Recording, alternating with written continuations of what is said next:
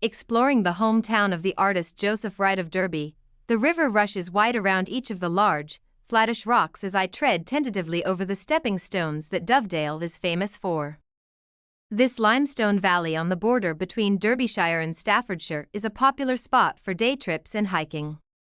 Thankfully, it's quiet on this brisk November morning, and I'm able to soak in the scene, the River Dove flowing fast, the autumn trees turning russet and gold, the green fold of hills rising around me. On days like this, it's clear why Dovedale has inspired creatives.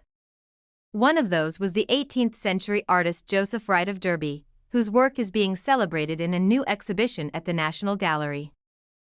Landscapes such as Dovedale were painted by Wright at a time when people started traveling to places that in those days were hard to get to, places like the Peak District, says Tony Butler, executive director of Derby Museums Trust.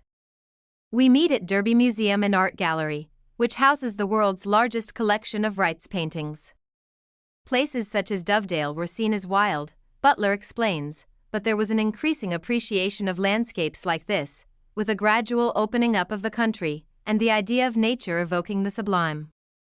The gallery showcases Wright's prolific and varied work. In the place of paintings that have gone to the National Gallery exhibition are works from other artists, including paintings inspired by Wright's use of light and dark by Nottingham-based Joseph Norris. Much of Wright's work reflects the industry and invention of the Enlightenment, a time of faith in reason and scientific discovery. As a hub of industrial growth, Derby was one of the Midlands towns at the center of the movement, and Wright spent time with members of the Lunar Society, the Midlands-based group of Enlightenment thinkers.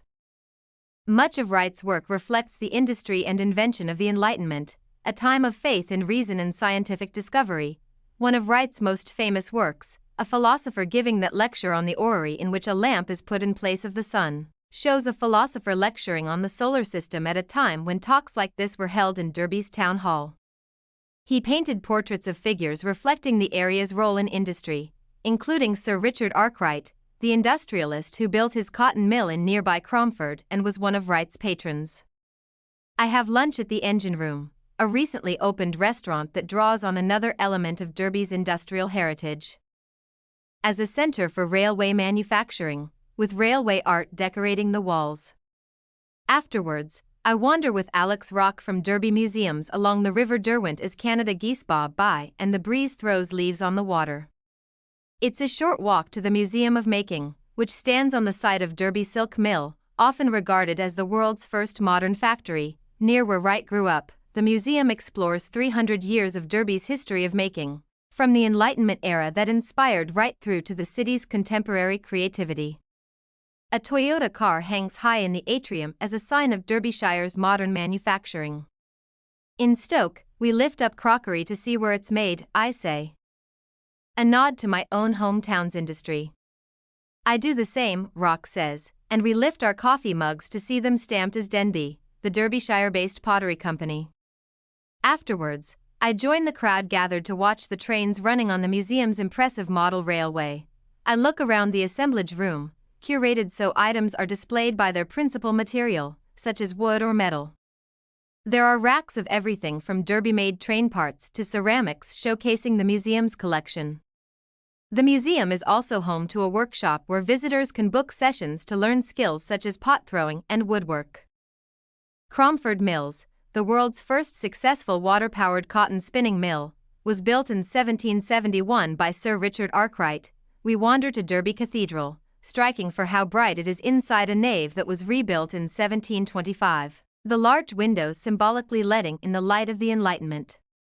I amble down Sadler Gate, a pedestrianized street lined with independent shops, where I settle for a while with a pint of cider at the Old Bell Hotel, a 17th-century former coaching inn that's been sensitively restored. Following the Derwent and the A6 north leads to the village of Cromford, home to Cromford Mills, the world's first successful water-powered cotton spinning mill. I join an hour-long guided tour and learn how it was built in 1771 by Arkwright, and is seen as another important site of the Industrial Revolution. The tour takes us into vast old factory buildings, and we see examples of the machinery that would have been used. Wright painted Cromford Mills in day and night scenes. I have lunch at Oak Hill, built by the Arkwright family in the mid-19th century as a private family dwelling, and now a boutique hotel and restaurant. I eat a delicious and generously sized cauliflower steak in the elegant restaurant, with wide windows offering views over the Derbyshire countryside. I leave with a sense of the people and places that inspired Joseph Wright, from the Valley of Dovedale to the industrial changes of the 18th century. And how places like Cromford and Derby are drawing on that history. As Alex Rock says, if you really want to experience the culture that Wright came from, you need to come to Derby.